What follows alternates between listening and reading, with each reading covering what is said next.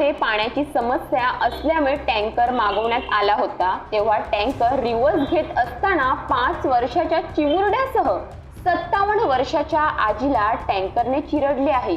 या दोघांचाही दुर्दैवी मृत्यू झाला आहे।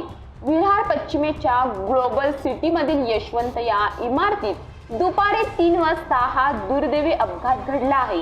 या अपघातामध्ये युवान यादव तसेच अमरावती यादव असं मृत झालेल्या नातू आणि आजीचं नाव आहे।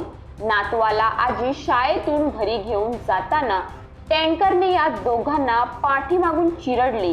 या घटनेनंतर टँकर माफिया विरोधात नागरिकांनी तीव्र संताप व्यक्त केला आहे। तर टँकर चालकाविरोधात अर्नाळा सागरी पोलीस ठाण्यात गुन्हा दाखल करण्याची प्रक्रिया सुरू आहे। ही घटना घडल्यानंतर टँकर चालक तिथून फरार झाला आहे।